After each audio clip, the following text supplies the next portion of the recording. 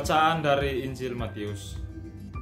Sekali peristiwa, orang-orang Farisi berunding bagaimana mereka dapat menjeras Yesus dengan suatu pertanyaan.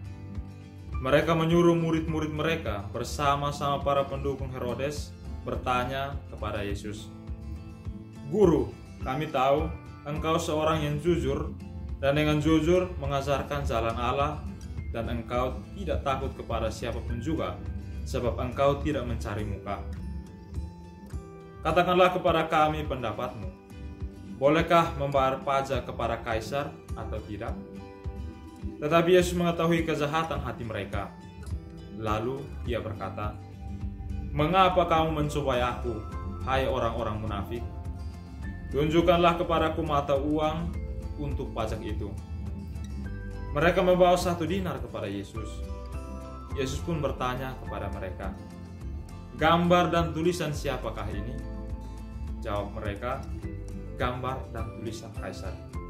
Lalu kata Yesus kepada mereka, "Berikanlah kepada Kaisar apa yang wajib kamu berikan kepada Kaisar, dan kepada Allah apa yang wajib kamu berikan kepada Allah." Demikianlah sabda Tuhan.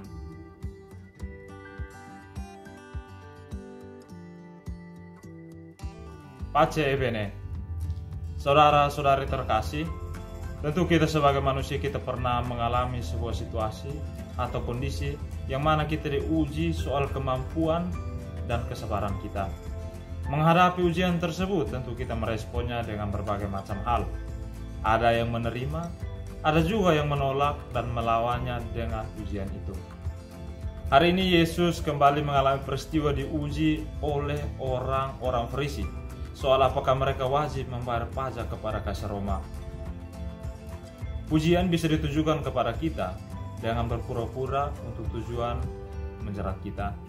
Namun menjadi poin penting bagi kita bahwa ketidaktulusan orang munafik harus dihadapi dengan keberanian dan kebijaksanaan.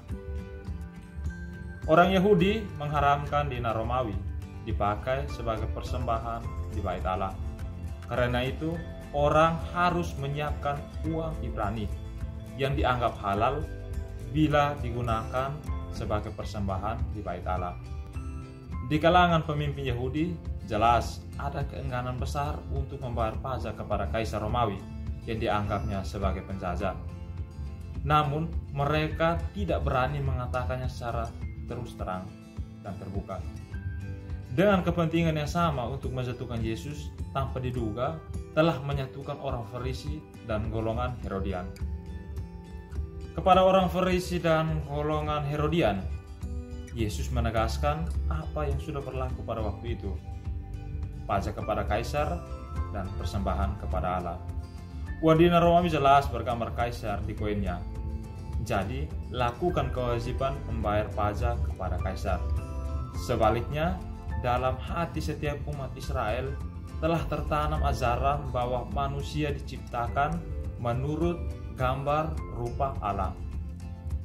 Maka yang wajib diserahkan umat kepada Allah sebagai persembahan adalah hidupnya sendiri. Kita pun sebagai gambar rupa Allah jauh lebih berharga daripada uang dinar bergambar Kaisar. Yesus tidak pernah mengajarkan kepada para murid dan bahkan juga kepada kita untuk sikap berpura-pura, acuh tak acuh, bahkan memegahkan diri. Sikap demikian dilawan dengan tegas dan keras oleh Yesus. Ukuran yang dipakai jelas, yakni sabda Allah.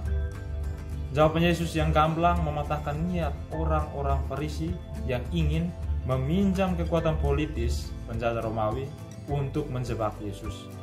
Jawaban Yesus juga mengindikasikan suatu pengakuan bahwa manusia adalah cipta Allah. Karena itu, manusia wajib mempersembahkan hidupnya kepada Allah.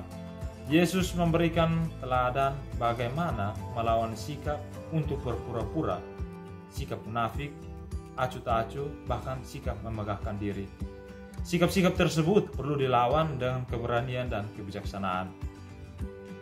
Sikap hidup yang didasarkan pada sabda Allah memampukan kita untuk melawan setiap ujian yang datang kepada kita.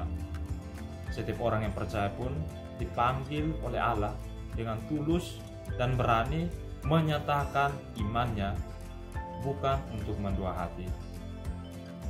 Pace ebene.